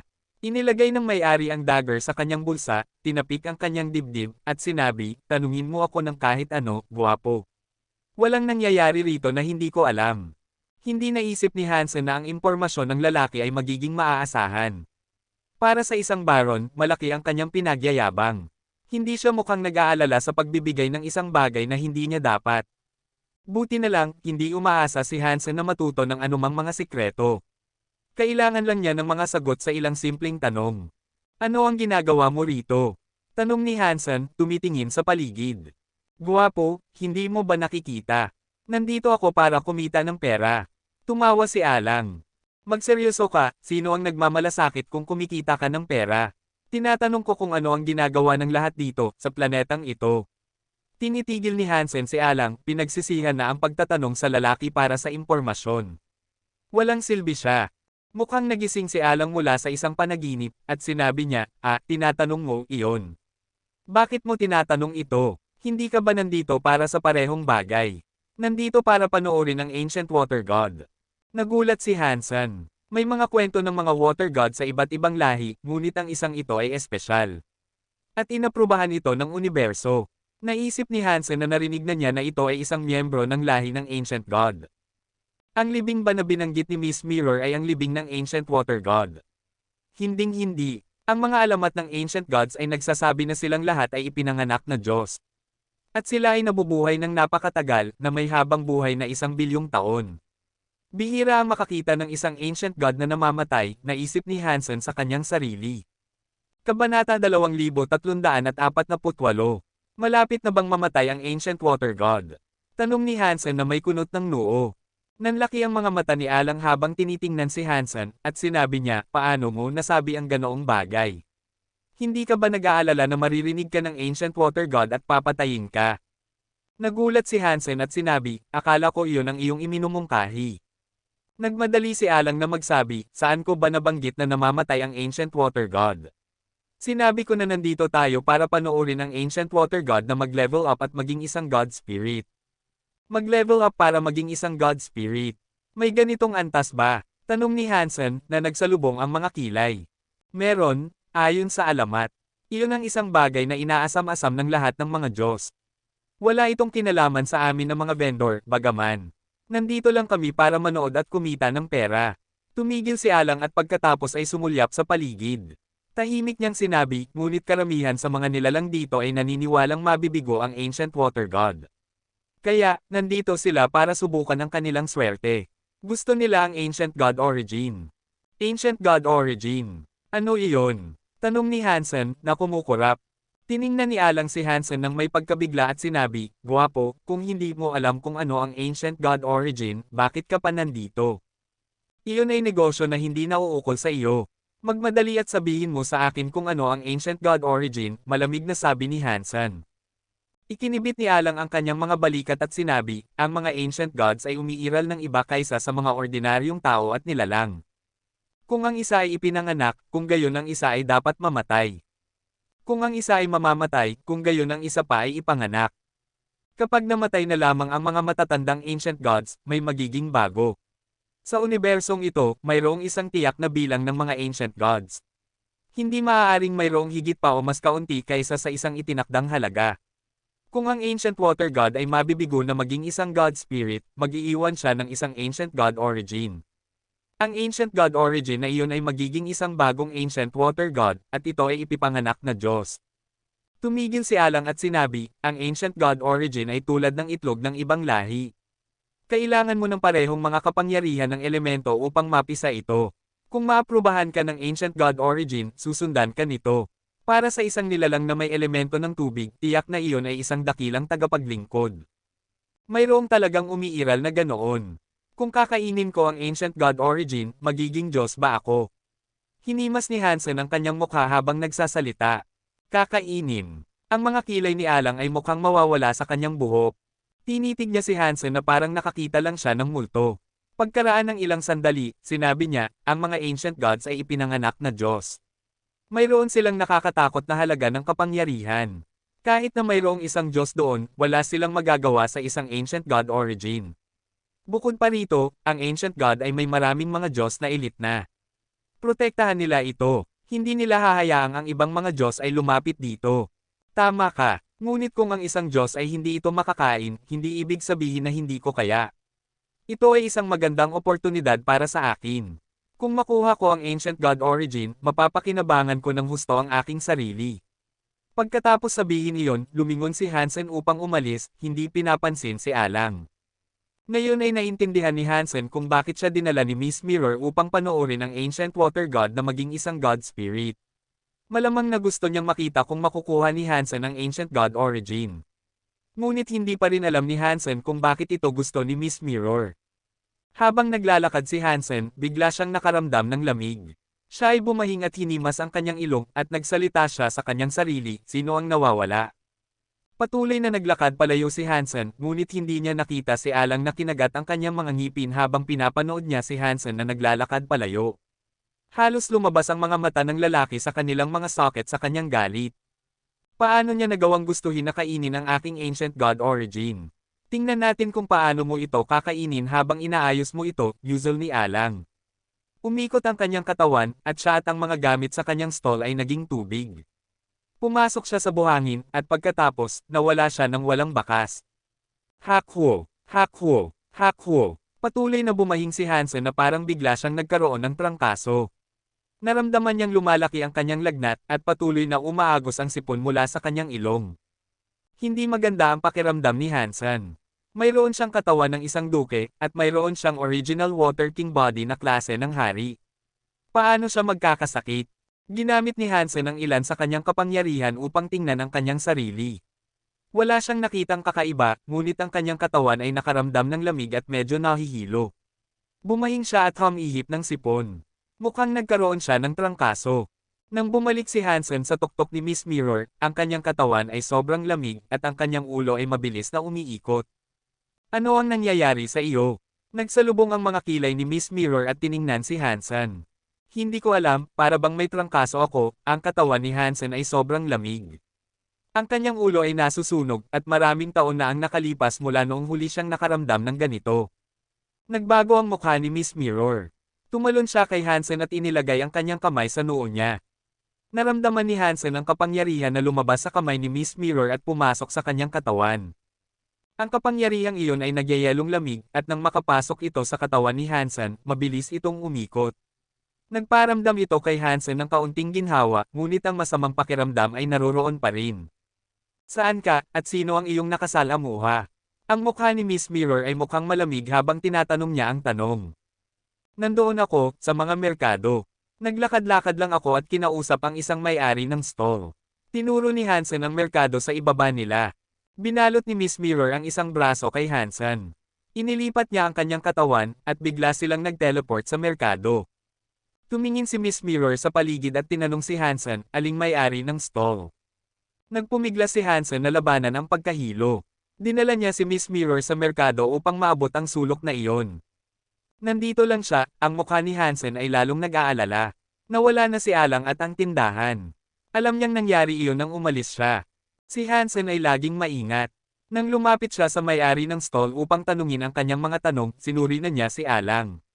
Walang kakaiba sa lalaki. Hindi alam ni Hansen kung saan niya nakuha ang sakit. Buti na lang, sa sandaling iyon, maliban sa mga sintomas na parang trangkaso, walang masamang nangyayari sa kanyang katawan. Ha! Nang ahas kang magtago sa akin. Tingnan natin kung sino ka talaga. Yumig ka si Miss Mirror. Itinaas niya ang kanyang kamay at kumuha ng isang lumang salamin. Ang lumang salamin ay humarap sa daliri ni Hansen. Ang liwanag sa salamin ay nagsimulang umikot sa isang imahe, at ang imahe ay mukhang isang lumang video na binabaligtad. Ang video sa salamin ay binabaligtad ng napakabilis. Lahat ng mga gamit at nilalang na naroon noon ay malinaw na nahayag ngayon. Binaliktad ito sa ilang araw bago, ngunit mayroong isang walang laman na tanawin lamang. Mayroong talagang stall, sabi ni Hansen, nang lumingon si Miss Mirror upang tingnan siya. Lumubog ang tiyan ni Hansen. Nagsalubong ang mga kilay ni Miss Mirror at sinabi, mas gugustuhin kung nagsisinungaling ka. Kung hindi ka nagsisinungaling, talagang nakakuha ka ng atensyon ng isang napaka-nakakatakot na lalaki. Maging ang aking space mirror ay hindi kayang magbunyag ng anumang bakas ng kanyang pagiging narito. Siya ay dapat na isang napaka-nakakatakot na Diyos na elite. Kabanata 2349. Hindi nila nahanap si Alang, kaya dinala ni Miss Mirror si Hansen pabalik sa tuktok. Buti na lang, parang trangkaso lang ang nararamdaman ni Hansen. Hindi ito kasing laki ng problema gaya ng maaari nitong maging. Pagbalik sa tuktok, nagpadala si Miss Mirror ng isang tao upang magtayo ng tolda para kay Hansen upang makapagpahinga siya. Nakaramdam si Hansen ng sobrang pagkahilo. Hindi niya sinubukang labanan ito at manatiling nakatayo, bagaman. Natulog lang siya sa ilalim ng kumot. Hindi naman niya kayang hamanin si Miss Mirror kahit na gusto niya. Kung ang babae ay naghahangad na saktan siya, hindi siya makakalaban. At walang makakagawa ng anumang bagay kay Hansen dahil binabantayan siya ni Miss Mirror. Bukod pa rito, masaya ang Blood Kiri na magbantay sa tolda ni Hansen. Kaya, nakatulog ng mahimbing si Hansen. Dahil nakaramdam si Hansen ng sobrang pagkahilo, hindi nagtagal ay nakatulog siya ng mahimbing. Hindi niya alam kung gaano katagal siyang tulog, ngunit nang sa wakas ay magising siya, nakaramdam siya ng gone. Nawala na ang kanyang mga sintomas. Nag-inat siya at umakyat sa tolda, pagkatapos ay agad na natigilan. Natulog siya sa isang tolda sa tuktok ng isang bundok, ngunit ngayon ay umakyat siya sa isang puting dalampasigan. Ang tubig ay umaalon sa dalampasigan ng ilang metro lang ang layo, ang mga mahinahong alon ay sumisira sa buhangin. Lumingon si Hansen at napagtanto na nasa isang maliit na isla siya. Nakita niya ang bawat pulgada ng maliit na isla na may isang pag-ikot lamang ng ulo. Ang isla na iyon ay hindi mas malaki kaysa sa isang baseball pitch, at 2 puno ng palma ang nakatayo malapit. Ang tanawin ay nagdulot ng kunot ng noo kay Hansen. Napaka-nakakagulat na may nakapunta kay Hansen doon, lalo na sa ilalim ng mapanuring titig ni Miss Mirror. Napakamalakas niya naman, pagkatapos ng lahat. Kahit na hindi alam ni Hansen ang buong lawak ng mga kapangyarihan ni Miss Mirror, siya ang kanang kamay ni Haring Bai. Iyon ay dapat na isang uri ng patunay na siya ay isang halimaw. Ang Bloodkin ay nakatayo pa ring nagbabantay sa labas ng tolda, ngunit mukhang kakaibang kalmado. Kung ito ay inilipat kasama niya, at hindi ito nagpakita ng reaksyon. Habang nag-iisip si Hansen, isang alon na ilang daang metro ang taas ay biglang lumitaw sa dagat. Dumating ito sa isla na parang isang bundok na gumuho, at ang dagandong na ginawa nito ay parang katapusan ng mundo. Bumagsak ang tiyan ni Hansen, at mabilis niyang ginamit ang kwento ng jeans. Dahil ang kanyang katawan ay puno ng King Essay, ang kwento ng jeans lamang ang Geno art na maayos niyang magagamit. Ngunit ang alon ay hindi sumire sa isla. Tumigil ito sa lugar, lumulutang mismo sa harap ng lupain. Ang tubig ay nagtipon sa mukha ng isang higanting Diyos ng dagat. Tinitig nito si Hansen, na nasa isla pa rin. Sino ka? Bakit mo ako dinala rito? Tanong ni Hansen sa higanting bagay na Diyos ng dagat. Hindi mo ba ako naaalala? Ungol ng Diyos ng dagat. Naisip ni Hansen na ang mukha ay medyo pamilyar, kaya tumingin siya ng mas malapit. Mabilis niyang napansin na ang mukha na binuo ng pag-umbok ng tubig ay walang iba kundi kay Alang. Alang. Nagulat si Hansen. Ako ang alpha ng tubig. Ako ang ancient water god. Ang tinig ng Diyos ng dagat ay parang tsunami. Nagbago ang kulay ng langit, at isang malakas na hangin ang humihip, na nagdulot ng pag-ihip ng damit ni Hansen ng mabilis. Ang lakas ng tunog ay napakalakas, naramdaman ni Hansen na parang sisubog ang kanyang mga eardrum. Ikaw ang ancient water god. Natigilan si Hansen. Parang naalala niya na sinabi niya kay Alang na kakainin niya ang water god origin. Kaya naman ang ekspresyon ni Alang ay mukhang kakaiba nang sabihin ko iyon, dahil gusto ni Hansen na sampelan ang kanyang sarili. Hinihiling niya na hindi niya sinabi ang isang bagay na napakabobo ng malakas, ang mga iyon ay mga saloobin na dapat sana ay itinago niya sa kanyang panloob na pag-iisip. Alam ni Hansen na ang pagsisisi ay walang silbi na ngayon, bagaman. Umubo siya ng 2 beses sa Ancient Water God at sinabi, Ginoo Diyos, pakiusap huwag kang magalit. Nagbibiro lang ako. Nagbibiro ka. Gumawa ang Ancient Water God ng ekspresyon na halos ngiti, ngunit hindi naman. Oo, biro lang iyon. Tumanggaw si Hansen. Patuloy niyang inikast ang kwento ng jeans. Hindi siya sapat na mayabang upang isipin na makakayanan niya ang kapangyarihan ng isang Diyos. Ngayon, ang tanging maisip niya ay ang pagtakas. Buti na lang, ang Ancient Water God ay malapit ng maging isang God Spirit. Kailangang makatakas si Hansen pabalik sa santuwaryo, maghintay hanggang sa mamatay ang Diyos habang sinusubukan nitong mag-level up pagkatapos ay bumalik pagkatapos. Ang pinakamasama ay, ang katawan ni Hansen ay masyadong puno ng King Essay upang i-cast ang Blood Pulse Sutra. Hindi niya magagamit ang kanyang Blood Pulse powers upang bumalik sa santuwaryo. Payagan mo akong ipagpatuloy ang biro, sabi ng Ancient Water God. Ang kanyang katawan ay nabasag at naging isang malakas na bagyo. Ilulubog nito ang buong isla. Ang tubig ay bumuhos sa paligid ni Hansen, binabasa ang kanyang mga damit. Mukhang isang basang manok siya, ngunit hindi siya nasugatan. Ang Ancient Water God ay hindi naglagay ng anumang kapangyarihan sa tubig, kaya parang isang napakamatinding ulan lamang ito. Nag-uusap lang ako. Wala naman talaga akong ginawa. Hindi mo kailangang magalit sa akin, sabi ni Hansen, na nakaramdam ng pagkabigo. Boom! Ang Ancient Water God ay hindi na muling lumitaw, ngunit may isang bagay na sumabog sa tubig na hindi kalayuan. Isang pilak na dragon ang lumitaw mula sa dagat, at ang pilak nitong liwanag ay kumikinang na parang kaluwalhatian ng araw. Ang pilak na ulan ay bumuhos mula sa nilalang, at ang presensya nito ay medyo nakakatakot. Roar! Ang pilak na pakpak na dragon ay umungal sa hangin, at ang pilak nitong King Area ay kumalat upang takpan ang lahat ng nakikita. Ang katawan ni Hansen ay parang natigil sa putik, at halos hindi na siya makagalaw. Binuksan ng pilak na pakpak na dragon ang malaking bibig nito, na nagpapakita ng pilak na liwanag na parang umiikot na kalawakan. Kukunin nito ang katawan ni Hansen. Ang pilak na pakpak na dragon ay dumating upang kunin si Hansen, at nakita niya ang kanyang sarili na nakatayo mismo sa harap ng nakangangang bibig nito, hindi mas malaki kaysa sa isa sa mga ngipin ng dragon. Sa king area ng pilak na pakpak na dragon, nahihirapan si Hansen na gumalaw. Hindi niya maiiwasan ang pag-atake ng pilak na pakpak na dragon. Habang patuloy na tumatakbo ang kwento ng Jeans, inilahad niya ang kanyang mga kamay at niyakap ang isa sa mga ngipin ng dragon. Para itong dalawang toro na nagbabangga at sinubukan niyang pigilan ang pilak na pakpak na dragon.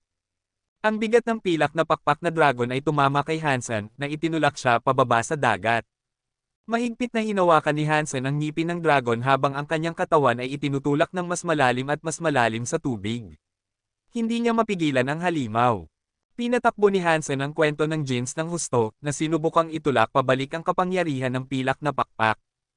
Habang sumisisid ang dragon sa tubig, lumikha ito ng isang malaking backdraft. Kung bibitawan ni Hansen, siya ay masisipsip sa bibig ng dragon. Ang pilak na pakpak na dragon ay nakakatakot. Nagpumigla si Hansen na panatilihin ang kanyang pagkakahawak sa ngipin ng dragon, ngunit ang tubig ay paulit-ulit na humampas sa kanyang katawan. Nanginginig siya sa puwersa, at naramdaman niya na parang ang kanyang mga braso ay mapupunit ng kapangyarihan. Boom! Bigla, ang katawan ni Hansen ay kumikinang na ginto. Ang gintong liwanag ay sumikat mula sa bawat pulgada ng kanyang katawan na may halong maliliit na simbolo. Dahil sa pag-atake ng pilak na pakpak na dragon, ang King Essay sa loob niya ay na-activate. Ang gintong King Essay ay mabilis na umikot sa kanyang katawan na nagparamdam kay Hansen na parang isang walang katapusang halaga ng kapangyarihan ang dumadaloy na ngayon sa kanyang mga ugat. Ang pinakakatakot na bagay ay, parang lahat ng bagay sa pag-iral ay nagpapahiram sa kanya ng kapangyarihan. Bundok at lambak, araw at buwan, at bawat halaman sa pag-iral ay nagpapakain sa lakas ni Hansen. Kabanata 2350. Katsa. Umiikot ang gintong liwanag. Napakakalakas ng mga kamay ni Hansen na nagawa niyang bunutin ang dalawang ngipin ng dragon. Itinaas ng pilak na pakpak na dragon ang ulo nito at sumigaw. Umaagos ang dugo mula sa mga puwang ng nawawalang ngipin. Ang dugo ng dragon ay kumalat sa dagat na pinapatay ang bahaging iyon ng tubig na pula. Hawak na ngayon ni Hansen ang dalawang ngipin ng dragon sa kanyang mga kamay. Lumangoy siya sa tubig patungo sa dragon muli pagkatapos ay inihagis ang dalawang naputol na ngipin sa tiyan ng dragon. Kinerba ng pilak na pakpak na dragon ang katawan nito dahil sa sakit sa suntok. Gusto talaga nitong kagatin si Hansen, ngunit nang ibaba nito ang ulo nito, isang gintong kamao ang tumama sa panga nito. Ang napakalaking katawan ng dragon ay lumipad palayo dahil sa puwersa ng suntok. Nagpupumiglas ito sa hangin, na patuloy na naghihirap sa sakit. Tiningnan ni Hansen ang ginawa ng kanyang kamao, at halos hindi niya ito mapaniwalaan. Napakakalakas ng kanyang kapangyarihan ng pagsamahin ito sa kapangyarihan ng King Essay. Nagawa niyang sirain ang king area ng pilak na dragon gamit ang isang suntok at palayasin ang halimaw. Ang isang makapangyarihang nilalang na hari ay walang pagkakataon na makipagkompetensya sa bagong natagpo ang lakas ni Hansen. Mahirap isipin kung gaano kalakas na siya naging sa ilalim ng pagpapalakas ng King Essay. Habang ang isang babaeng gana ay naglalayag sa karagatan, ang ibabaw ng tubig ay biglang sumabog sa harap niya. Ang tubig ay sumabog na parang bukal, at isang pilak na dragon ang lumipad palabas ng dagat, sumisigaw. Ang katawan nito ay baluktot at duguan sa lahat ng dako. Namutla ang mukha ni Zeus. Iyon ay isang pilak na pakpak na dragon, isang xenogeneic na klase ng hari. Bago pa makapag-isip si Zeus ng pangalawang pag-iisip, isang gintong anino ang lumitaw mula sa tubig na humahabol sa dragon. Hinabol ng gintong anino ang pilak na pakpak na dragon na sumusuntok ng may nakasisilaw na bilis at kapangyarihan. Ang dragon ay sinasaktan ng purong pisikal na kapangyarihan. Ang pilak na king area ng dragon ay pinunit ng mga kamao ng umaatake na parang bula ng sabon na sumabog. Ang dugo at kaliskis ng pilak na pakpak na dragon ay lumilipad saan man. Ang matatalas na tunog ng pag-crack ay umalangaw-ngaw sa tubig habang ang mga buto ng dragon ay nagsimulang mabasag. Katsa. Gamit ang kanyang mga hubad na kamay, pinunit ng gintong anino ang ulo ng dragon mula sa katawan nito. Ang dugo ng halimaw ay nagwisik sa kalangitan at bumagsak na parang ulan. Hansen. Nang makakita si Zeus ng mas maayos sa umaatake, nanlaki ang kanyang mga mata sa pagkagulat. Nang makilala niya si Hansen sa mga dragon, halos hindi niya kayang labanan si Dragon 9. Ngayon, pinatay lang niya ang isang pilak na pakpak na dragon gamit ang kanyang mga hubad na kamay. Hindi inaasahan iyon, sa pinakamababa. Xenogeneic King Hunted, Silver-Winged Dragon. Xenogeneic Gene Found. Obtained Silver-Winged Dragon Beast Soul. Si Hansen ay naiwan na nakahawak sa ulo ng dragon. Sumuntok siya at ang bungo ng dragon ay nabasag, na nagpapakita ng isang draconic orb na nahulog sa kamay ni Hansen. Iyon ang Xenogeneic Gene ng pilak na pakpak na dragon. Inilagay ni Hansen ang Dragon Orb at tiningnan si ZS. Mukhang masaya siya. Ang King SA ay nagsimulang mawala at lumipat si Hansen kay ZS. Matagal na tayong hindi nagkikita, Hansen. Hindi ako makapaniwala na naging ganito nakalakas ka, sabi ni ZS. Ang kanyang tinig ay pala kaibigan ngunit ang kanyang katawan ay bahagyang tense. Mali ang tao mo. Ako si Bai, ika-16 na prinsipe ng Extreme King, matigas na sabi ni Hansen. Mukhang nagulat si ZS. Tumingin siya kay Hansen na may halatang pagkalito. Hindi na nagpaliwanag pa si Hansen at tinanong niya si ZS, bakit ka nandito? Nakakita ka na ba ng ibang nilalang? Dinala siya roon ng Ancient Water God, tinawag ang isang dragon ng tubig, pagkatapos ay nawala. Wala ni Hansen ideya kung nasaan siya sa kasalukuyan. Umiling si ZS. Ipinakita ng Ancient Water God ang kanyang sarili. Mag-level up siya upang maging isang God Spirit sa Half-Star Bay. Lahat ng nasa paligid ay papunta roon, ngunit naparito na ako at wala akong nakita. Half-Star Bay. Nagsalubong ang mga kilay ni Hansen dahil wala siyang alam tungkol sa lugar na iyon. Pupunta na ako roon ngayon. Kung gusto mong sumama, Prinsipe 16, maaari tayong maglakbay doon ng magkasama, alok ni ZS. Sige. Tumango si Hansen. Bakit ka nandito, Prinsipe? Hindi naniniwala si ZS sa kanyang sinabi na hindi siya si Hansen, ngunit hindi rin niya siya hinamon dito. Nang kausapin niya ito, tinukoy niya ito bilang Prinsipe 16. Lumangoy lang ako ng maganda. Wala ni Hansen balak na ipaliwanag kung paano siya dinala roon ng Ancient Water God. Pagkatapos mag-post, tinanong ni Hansen, napakaraming nilalang dito na umaasang mabibigo ang Ancient Water God. Hindi ba iyon magpapagalit sa kanya? Ngumiti si ZS at sinabi, ang Ancient Water God ay kilala bilang ang Diyos ng buhay. Hindi siya kailanman pumapatay. Masaya ang mga tao rito na panoorin siyang umakyat at hindi naman parang guguluhin ng mga tao ang kanyang proseso ng pag-level up. Hindi siya magagalit. Naisip ni Hansen sa kanyang sarili, ang Ancient God ay isang kawili-wiling lahi. Kung ininis ko ang ibang Diyos na elite, tiyak na papatayin nila ako. Iniwan niya ako roon at nagpadala ng isang pilak na pakpak na dragon pagkatapos kong magising, ngunit mukhang hindi niya talaga ako gustong patayin. Naglakbay si Hansen kasama si ZS pabalik sa Half-Star Bay. Habang papalapit sila, napansin nila ang mga higanting alon na gumugulong sa dagat. Ang mga alon ay napakataas na parang lumilipad sa kalangitan na parang mga dragon, at lalong tumataas ang mga ito habang lumilipas ang panahon. Ang mga ulap ay tila na punit na nabawasan sa mga wisik ng wala. Sa katunayan, ang mga dimensyon ay umiikot sa buong planeta, at ang mga kakaibang eksena ay naganap saan man tumingin si Hansen. Huli na tayo sa pagdating sa Half-Star Bay. Ang Ancient Water God ay nasa kalagitnaan na ng pag-level up upang maging isang God Spirit. Bamantong hininga si ZS. Huminto sila. Patuloy na pinapanood ni Hansen ang baluktot na langit. Mukhang may lalabas sa mga baluktot na ulap. Ang mga alon ng dagat ay biglang sumabog sa isang direksyon. Isang higanting katawan ang nabubuo sa abot tanaw na hinihila ang masa nito mula sa tubig dagat. Lahat ng tubig sa planeta ay hinihila patungo sa Ancient Water God at ang kanyang katawan ay lalong lumalaki. Ang walang katapusang dagat ay mabilis na natuyo na nagiiwan sa mga nilalang sa karagatan na hinihingal sa tuyong seabed. Walang tubig, ang kanilang kamatayan ay dumating sa loob ng ilang minuto. Ang katawan ng Ancient Water God ay nakatayo ng napakataas na parang hawak nito ang langit. Ang napakalaking figure ay iniharap ang ulo nito, nakatingin sa kalangitan sa itaas. Ang tubig ay buhay. Ito ay nasa batayan ng lahat ng bagay. Ako ay isang sinaunang espiritu. Ako ang Diyos ng tubig. Dinudurog ko ang mundo sa pangalan ng tubig, at makukuha ko ang katawan ng isang God Spirit. Ang tinig ng Ancient Water God ay umalangaw-ngaw ng malayo sa planeta na kanyang kinatatayuan. Sa buong universo, saan man may tubig, ang kapangyarihan ng Ancient God ay nagsimulang dumaloy. Para bang lahat ng pinagmumulan ng tubig ay ibinibigay ang kanilang mga kapangyarihan sa kanya, doon mismo. Ang tubig ng universo ay gumagalaw na ngayon, papunta sa katawan ng Ancient Water God na nagpapalakas sa kanya. Ang nakakatakot na tanawin ay nagdulot sa maraming nilalang na klase ng hari na gustong yumuko sa harap niya. Boom! Ang tela ng espasyo ay napunit, at isang luma at mahiwagang palasyo ang nahayag. Nang lumitaw ito, ang tubig ng kalawakan ay huminto. Ang bawat patak ng tubig na papunta sa Ancient Water God ay lumulutang sa lugar.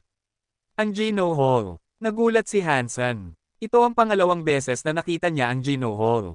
Ang huling beses na nakita niya ito ay nang magsimula si Kung Fei ng isang digmaan.